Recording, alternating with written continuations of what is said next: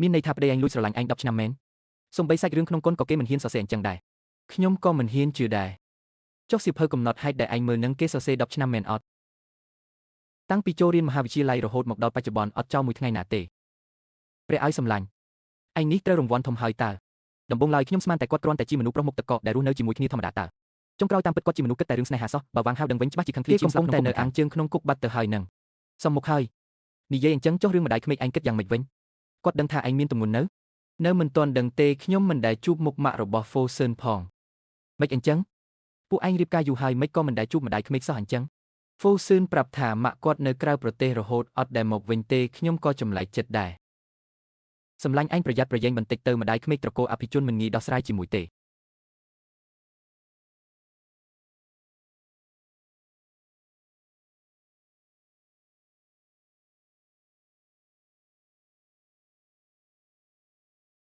នាងគឺជាងលីមែនទេចុះលោកស្រីជាអ្នកណាខ្ញុំជាម្ដាយរបស់ Fosun កូនប្រុសខ្ញុំរៀបការជាមួយស្ត្រីមេម៉ាយទាំងមូលក្នុងនាមជាម្ដាយខ្ញុំត្រូវតែមកមើលមុខឲ្យស្គាល់ហើយរឿងដែលត្រូវមកគង់តែមកដល់មែន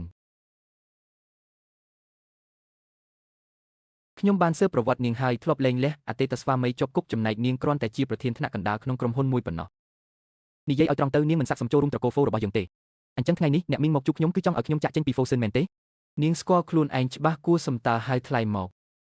តួលេខនាងសរសេរខ្លួនឯងចុះលក្ខខណ្ឌគឺត្រូវតែចាក់ចេញពីកូនប្រុសរបស់ខ្ញុំ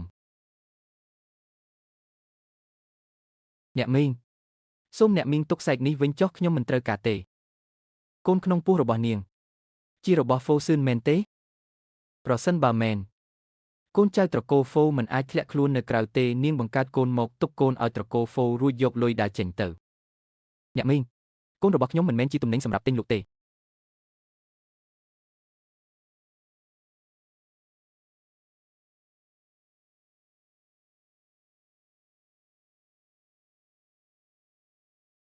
កាត់អីហ្នឹង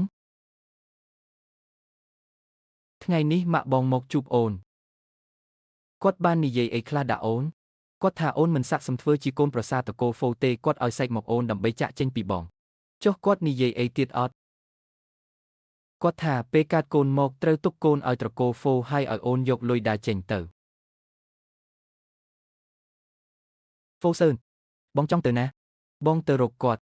កុំទៅអីបងគាត់ធ្វើបាបអូនបងមិនអាចឈរមើលទេតែគាត់ជាម៉ាក់របស់បងណាបងមិនខ្វល់ថាគាត់ជាអ្នកណាទេឲ្យតែអ្នកណាហ៊ានធ្វើបាបអូនបងកាត់កោអ្នកនោះចោលទាំងអស់ Fosun អូនប្រាប់បងរឿងនេះមិនមែនចង់ឲ្យបងទៅឆ្លោះជាមួយគាត់ទេអូនគ្រាន់តែចង់ឲ្យបងដឹងថាម៉ាក់បងមិនចូលចិត្តអូនទេគាត់ចូលចិត្តឬមិនចូលចិត្តមិនសំខាន់ទេចុះអីគេទៅសំខាន់ទៅឲ្យតែបងស្រឡាញ់អូនប៉ុណ្ណឹងគឺគ្រប់គ្រាន់ហើយ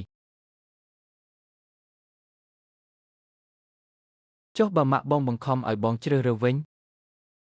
បងជ្រើសរើសយកអូនបងឈួតហើយមែនទេនោះជាម៉ាក់បង្កើតរបស់បងណាគាត់គឺជាមនុស្សដែលធ្វើបាបប្រពន្ធរបស់បងបន្ទាប់មកទើបគាត់ជាម៉ាក់របស់បងលំដាប់លំដោយគឺបែបនេះ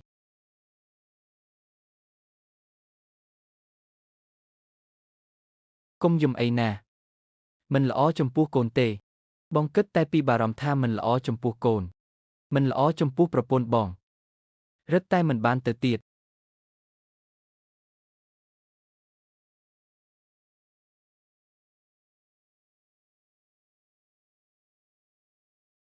ជីដាច់ចិត្តមកផ្ទះវិញហើយឬថ្ងៃនេះម៉ាក់ទៅរកជាងលីមែនទេយ៉ាងម៉េចនាងចង់ប្តឹងផ្ដាល់អីម៉ាក់បាននិយាយអីខ្លះដាក់នាងម៉ាក់និយាយអីតាម៉ាក់គ្រាន់តែនិយាយការពិតតើនាងជាមេម៉ាយប្តីមុនជាប់គុកតើមានគុណសម្បត្តិអីមកធ្វើជាកូនប្រសារតកូល Fo នោះនាងជាប្រពន្ធរបស់ខ្ញុំម៉ាក់មិនទទួលស្គាល់ទេមិនត្រូវការឲ្យម៉ាក់ទទួលស្គាល់ទេឲ្យតែខ្ញុំទទួលស្គាល់គឺគ្រប់គ្រាន់ហើយឯងព្រោះតែមនុស្សស្រីម្នាក់ហ៊ាននិយាយបែបនេះដាក់ម៉ាក់ឯងហ្នឹង